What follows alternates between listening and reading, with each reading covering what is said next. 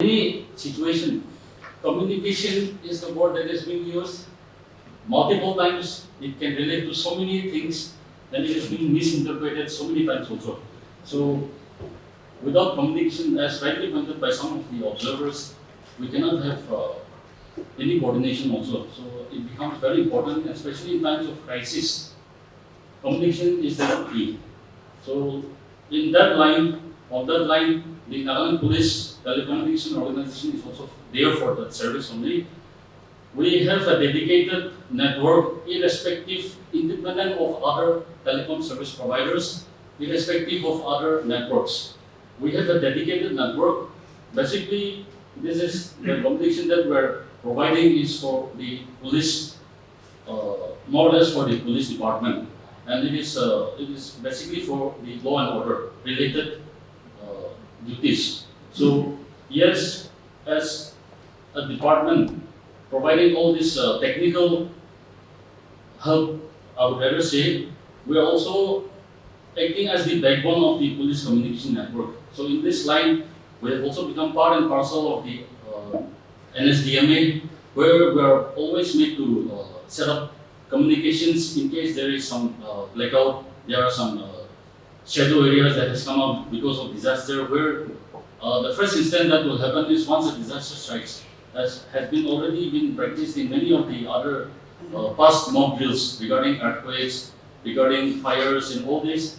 The simulation always has been that the communication has been, there is some gap in the communication. Basically, our purpose is that once such a report is received, we basically set up communication network. We establish a point-to-point communication network for relay of information and dissemination of information. That is our main purpose. The stakeholders or the key players in this, they will be the ones conveying us the information. Accordingly, whatever is received, that we convey. So, yes, as many of our friends have pointed out, today's mock drill, also coming to today's mock drill, I would say the time that was taken up to set up all these communications stations, we have also simulated on a real-time scenario. It's not that we were ready, we were just there and then we had set up. We were also awaiting the response, we were also awaiting the report that such and such thing has happened. There has been an attack of a DDoS. So as and when we received, based on the input that we have received, we have dispatched our personnels to the respective sites for setting up of the communication network. It involves some time. The time taken from our station to reach to the incident site was also taken note of. We also want them to see in real time how fast we will be able to go to that site and how long it will take us for, how long it will take for technical team to set up a communication network.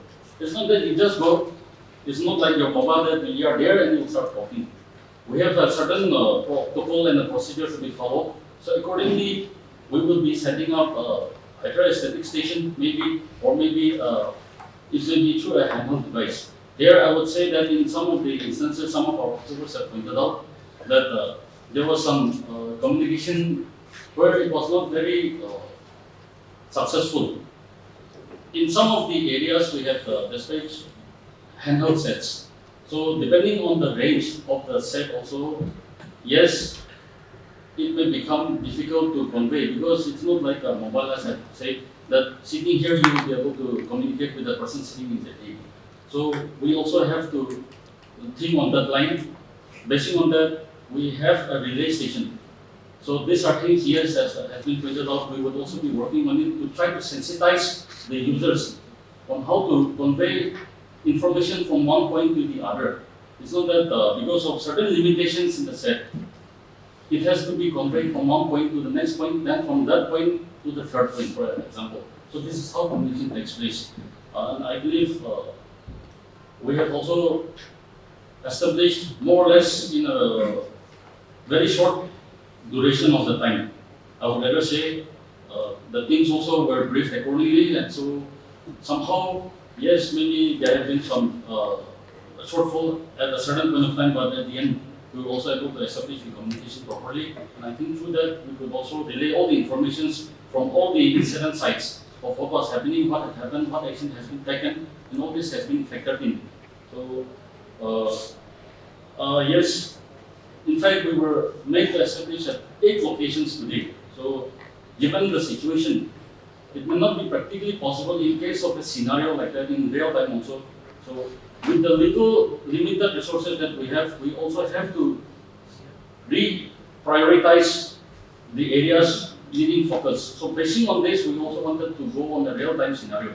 So, from one point, as SDC was pointing out, we had to again, as they had requested, we had sent personals. So we also will not be in a position to know where all the incidents has happened. As and when the information is received, then accordingly we are also detailing our technicians and the operators to the incident sites. So this is how we are also trying to cover up all the loopholes. So this is a brief about some of our aspects that I wanted to highlight. Thank you. Thank you, sir, for your input. And what I have observed is from most of the participants and from the observers that then you all are kings and you have all the knowledge of this ID. As we all know that any kind of knowledge which we have not put in practice is imperfect. So whether this blackout or any hackers masking will happen in our state or not, I don't know, because I'm totally nil in this ID things. But the thing is, what I observe is the young Nagas, every one of us were really very enthusiastic and we are very dense to this IT knowledge. And every one of us, we are IT savvy, and especially these youngsters. See, a time like this, what I wanted to share a few thoughts is that in any eventuality or any disaster, we need to have a very good coordinations. Though one may have a lot of knowledge, but unless we coordinate each other's, sometimes back when I work in the fields, sometimes there's a clash of personal attitude or personal thinkings. So there's hardly any coordination. And in any case, if there's no coordinations, whatever we do, and how much we know, unless we coordinate each other's, there's a big issues we used to face. Then most of our Nagas, I think I used to take it that by birth, we are very much, we have that alertness with us because during even our forefather times, we are told that in time of any casualties, people don't remain inside, but they used to come out. And our tradition taught us what to do, what to take, and in what way we have to come up. In case of during this thing, especially burning of houses, the men folk used to come out with their dao, the women folk used to come with the water in the jug or in the bamboo. So these are the things that alertness is there. And I don't know how many you have experienced, but when I was in one village, there was someone is shouting like anything. So when I asked, it seems a tiger was digging a pig. Like the time I've come across that all the men folk, they are with the torch, means with bamboo and with that vine, so that they have rounded up the accidents area. So these are the alertness. And one more thing that whenever any casualty or anything that happens, we need a presence of mind. That is the most important part because most of us, maybe we might have a knowledge, but if we don't have a presence of minds, in time of anything, we are not in a position to react. And one more thing, most of our NTV people they are dealing regarding this radio set. when we are distant youngs, we used to tell the story of this our first Naga regiments when they went this Indo-Pak war. It seems during the conservation with the Rito said, the language also the most important part. If you wanted to tell someone a secret things, it seems from time to time they used to talk in our own language. Means if a semas in one section, in another section, although if there is some semas, they could converse in their own dialect, so that the enemy are in total darkness. They couldn't know what is talking or what is conserving among the distant troops. So they used to take advantage of it. So I used to think that at the time of hacking, if we could talk in a common language, and if the hackers knows, I think they can take it as an advantage on us. But if we could have a common sense, and if there is someone in other area, our own people, so that we can talk in our own dialect, so that we can things in even in operations, or we can monitor very well in time of any crisis like that. So I'm really dreadful that our Nagaland State disaster management under the Apple executive joint officials, then our commissioner secretaries, and Jan's hands, they are really doing the tremendous things. And in Nagaland, you see like though we have a small place, but there's a lot of problems. And even this natural calamity also within in the same area also there are so many different kinds of natural calamities activities, natural things used to happen. Some are very prone for landslide, some are distant natural things, and most of the things now coming back in the state of Nagaland. We used to face a man-made natural calamity. I used to share from time to time that we have a lot of man-made natural calamity. Besides that, somehow it is maybe my personal observation, but somehow now some sort of demographic things. You see, like our state, we are. I don't know where. What should I exactly I say, but the demographic situations.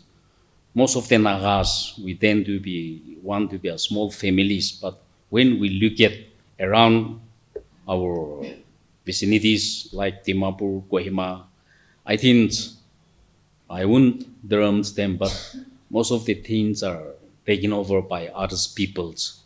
So that also, I think it is maybe a time for us if we are not prepared that the other people will take over us. Because we know the tribal histories. Also, some of the tribal land has been taken over by someone, and now they are in a very pathetic conditions. Likewise, if we Nagas also, as a state, if we are not prepared, I think a time will come that other people will cover on us. So I think we need to prepare all these things, and somehow our Naga peoples, even we talk of all these things, like especially this human point of view.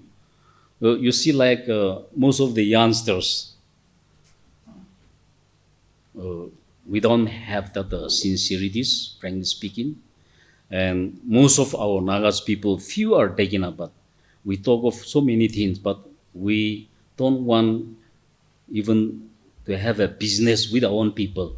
So I think it may be my own observation, but this may be a great challenge for us in the near futures. Because especially for us, we don't want to get in our own Naga shop. No, we prefer to go to others people's. Why? I think if we don't start by now, a time will come that other people will take over on us. Then naturally, you see, like whenever thing is happening, I think around us, we need to observe ourselves. That especially like Kohima, Dimapur, most of the business matter has been taken over by other peoples. So I think slowly and steadily our value of this honesty, hard working, sincerities, I think these are eroding day by day. It may not be in terms of this disaster, but maybe human disaster. That's what I used to apprehend from time to time. By God grace, we have been protected, especially a big disaster like cyclone, a small portion we used to face, then a flood, it is only a small located area, unlike in the mainland, they used to face in a big area. But in Nagaland, those things are by God grace, it's very rare. But still, then, one thing as a person, what I really apprehend is maybe a time will come that regarding this demographic and regarding eroding of our value of life, that honesty, hard working, sincerities, I think these are eroding. So you all are gentlemen, you all are well this thing savvy in this computer educations, and you all are very much this technical knowledge you have. But besides that, I think we need also inculcate our way this anaga as anagas hardworking, honesty and sincerities. So if we keep on that line, I think in the near futures that human part we can avoid. But if we don't start means I don't know how far it will take other people to override us. So with this, just want to wind up. Thank you. Good afternoon, everybody. Respected sir, I take this opportunity to thank everyone for coming to the debriefing of the mock drill for IT blackout and cyber attack conducted by the IT department, by the NSDMA in collaboration with the IT department and the various other agencies. We had a vision of carrying out this, which was rather the first of its kind in the country. So I thank the team of the NSDMA firstly, and secondly I thank the IT department, the cybercrime police, the NTPO, the BSNL, the NIC, the NILITE, Symbiosis, and other players who have all participated. A special thanks to the observers who were not given much time, rather only 2 or 3 days to let them be observers to this event. They could give their time and go about in examining our activities as to how we went about today. And your feedbacks are well taken and noted and will be incorporated into our plans as to how we should go about in the future.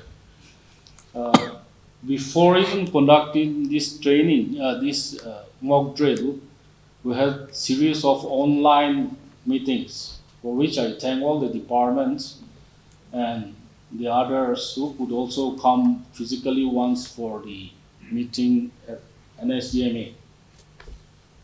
The suggestions, which I won't go into specifics, has been noted down as I've stated, and highlighting about today, a WhatsApp group was created from where the incidents which were reported by the officer and from 11 a.m. up till 2 p.m. Those were all coming up on the WhatsApp. We were in the staging area here. We did not know what was going on in the centers, various sites which were distributed. But from there we could gather all the informations which we could comprehensively bring out into a document. This shows of the teamwork which was going about in the various centers. And on behalf of the NSDMA, I extend our thanks to the team which has been working on the ground, who has not been physically present here now. Convey our sincere thanks to them also, and especially the media fraternity, who has always been with us, as our joint CEO has stated, in our endeavors for making the state a resilient state. And with these few words, I won't take much more time since lunch is ready, and thank you all. Why did the department feel the necessity to have this mock drill since, like Sir had mentioned, that this is the first time that it's happening here? And secondly, has there been any, cyber attack, the drill here in the state after statehood? There's been any such cases? The need or the realization that we wanted to conduct this mock exercise or mock drill on cyber attack and IT their countries. When we talk about disaster, it's not a matter of when, but it is a question of, it's not a matter of if, but it's a question of when. So disaster is no longer if that happens, but it's a matter of when it will happen. So even cyber attack or IT blackout, crime, this cyber crime, it can happen any day, any given time. So that is why we realize that this needs to be incorporated so that we will be able to test our capabilities to address those concerns. But the second question, since the statehood, I think cyber attack and major cyber attack or cyber crime activities has never been reported. However, a minor incidents like some spam kind of thing will always happen there, but a major one as such is not being recorded and or reported yet. As already mentioned, are we planning to have any state cybercrime policy in place? I think the state's cybercrime policies in a draft format will be there. The cybercrime policies, even in the IT Act, some of its components, key ones are already included there. Maybe perhaps if, apart from the IT Act, if there is a need for a cybercrime policies of the state, certainly we will look into it, we will initiate it. Maybe the right persons to have that policies come up would be the Department of IT and C, and also the cybercrime branch and the BSQ. So we will try to initiate that if there is a need. However, as I have mentioned, the IT Act of the Government of India has covered quite a lot what we do, what are the things, the components are already there. So one more question. Since today is the first time that the drill has taken place, and you have mentioned that it's not a matter of if but when. So my question here is, how well is that state prepared? Looking into the first time the mock drill has happened, how well is the state prepared, if any attack as such takes place? Just to add to that, so now doing this mock drill today, what are the areas that you feel you should be improving or the state should be improving? That's a very good question. Though there are many technical experts amongst us also, but I will take the questions. Now, testing the capabilities of the state for this kind of cyber attack,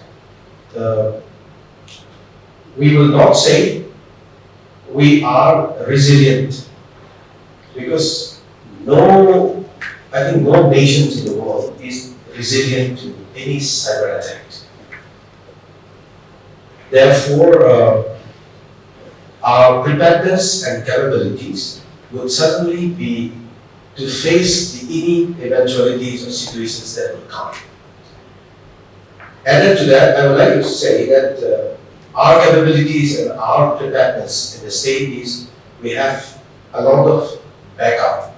Suppose if the state data center is there, we have a lot of shadow backup that will always be able to bring back and restore whatever is being, critical infrastructures being attacked. So we have a lot of backup plans which the state is working on. The state data center and the SWAN under the Department of IT&C, we are looking at a lot of backups, and that's one of our robust preparedness that we have. So once we have the backup of any of the critical infrastructures, if that critical infrastructure is affected, and even if in case of those or ransomware is imposed or attacked, we will still be able to bring in and we not bother about it. So that's our preparedness.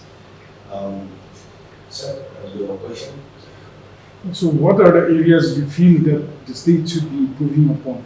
So the areas where the states, from today's exercise or even before this exercise we were discussing about is the backup. And plus also we will have to also really look at the inventory of the resources. Now when we really look at it, today we are talking about a state data center, the servers, physical servers here, but we hope that by 5 years, by 10 years, we will be able to very, very comfortably upload all our, physical servers, data into the cloud through the, global Wi-Fi systems, which we hope that it is going to be operating to the universe.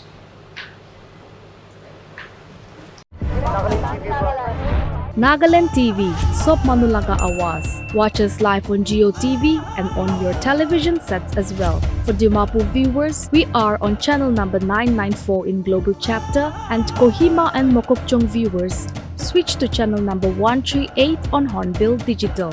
For all news and updates, follow us on Facebook, Instagram, YouTube, and Twitter.